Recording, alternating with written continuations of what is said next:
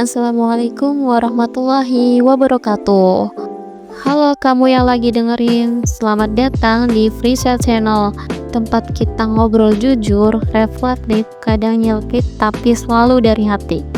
Hari ini kita bakal bahas sesuatu yang kayaknya sering banget kita lakukan tapi enggak kita sadari jadi jebakan.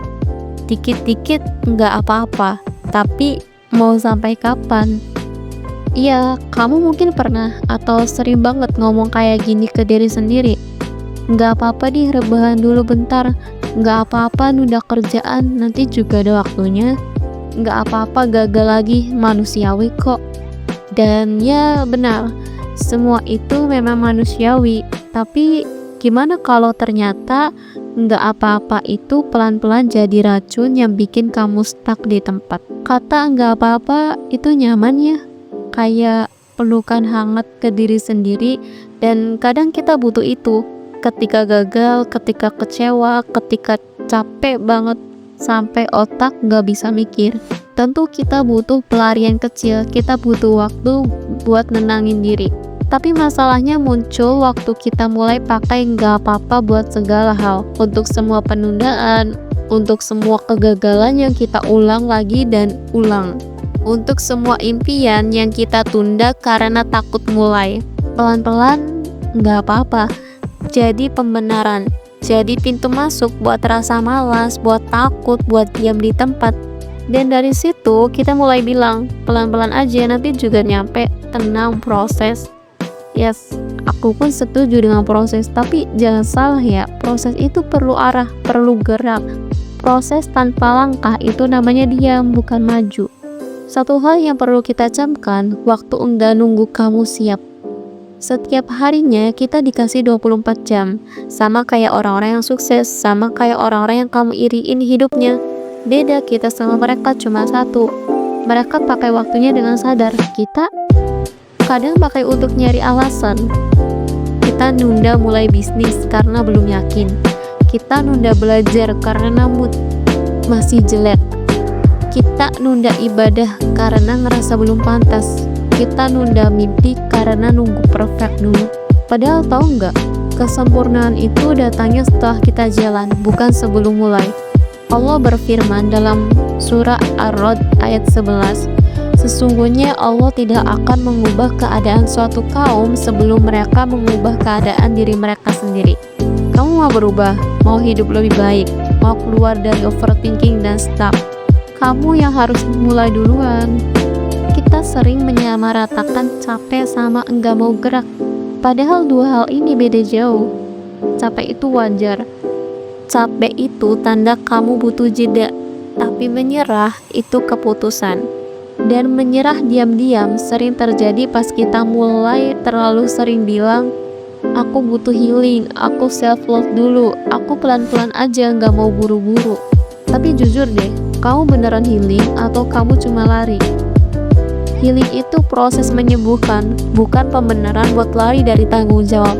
Self love itu bukan tentang memanjakan kemalasan, tapi mengatur hidup supaya lebih sehat.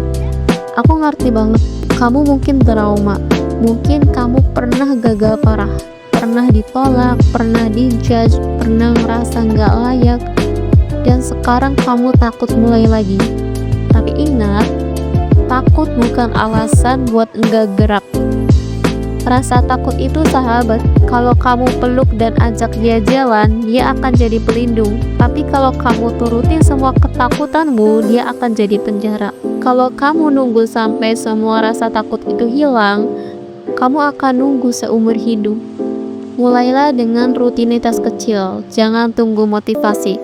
Motivasi itu naik turun, tapi kebiasaan kecil yang kamu bangun setiap hari itu yang akan jadi fondasi kuat. Yang pertama, bangun 10 menit lebih awal. Yang kedua, sholat tepat waktu. Yang ketiga, tulis satu hal yang kamu syukuri hari ini. Yang terakhir, hindari gadget 30 menit pertama setelah bangun tidur. Kalau gagal hari ini, besok ulangi lagi ya. Disiplin itu bukan soal keras sama diri sendiri, tapi komitmen pada hal kecil secara konsisten. Tahu nggak yang bikin waktu makin terbuang? rasa bersalah yang gak kamu ubah jadi aksi. Kamu nangis, kamu ngerasa nyesel, tapi besok kamu ngulangin lagi. Nangis itu gak salah ya, tapi biar air mata itu jadi pemantik perubahan. Umar bin Khattab radhiyallahu anhu pernah bilang, hisablah dirimu sebelum kamu dihisab. Itu artinya evaluasi diri itu penting, tapi jangan berhenti di evaluasi, lanjutkan ke gerak. Coba tutup mata sejenak. Bayangin dirimu 5 tahun ke depan. Apa kamu bangga sama dia? Atau kamu malah sedih karena ternyata kamu masih di tempat yang sama? Kalau kamu masih pakai nggak apa-apa buat setiap kesalahan, setiap kemunduran, dan setiap alasan, maka siap-siap hidupmu nggak akan banyak berubah. Karena hidup bukan soal sabar doang, tapi juga soal bergerak. Allah nggak akan ubah nasibmu kalau kamu sendiri nggak mulai. Dan jangan bilang besok terus, karena besok itu bisa saja nggak datang. Mulai sekarang, ayo ubah diksi. Jangan bilang nggak apa-apa aku gagal, tapi bilanglah gagal iya, tapi aku belajar, aku bangkit. Jangan katakan nggak apa-apa aku malas, tapi katakanlah hari ini aku istirahat, tapi besok aku jalan. Jangan dulu katakan nggak apa-apa aku stuck, tapi katakanlah aku sedang rehat, tapi aku tetap punya arah. Dan terakhir, kalau kamu bingung mau mulai dari mana, mulai aja dari hari ini. Dari 5 menit setelah podcast ini selesai, dari langkah kecil, dari niat baik, karena setiap langkah itu akan dihitung. Di mata Allah nggak ada yang sia-sia. Dalam surah Al-Zalzalah ayat 7-8 yang berbunyi, barang siapa mengerjakan kebaikan seberat zarah pun, niscaya dia akan melihat balasannya. Dan barang siapa mengerjakan kejahatan seberat zarah pun, niscaya dia akan melihat balasannya pula. Semangat ya, jangan cuma pelan-pelan, tapi pastikan kamu juga terus maju. Pelan-pelan boleh, asal jangan diam terus. Sampai ketemu di episode Frisa selanjutnya. Jangan lupa follow, share, dan ajak teman kamu buat dengerin. Siapa tahu mereka juga butuh disentil bareng-bareng. Wassalamualaikum warahmatullahi wabarakatuh.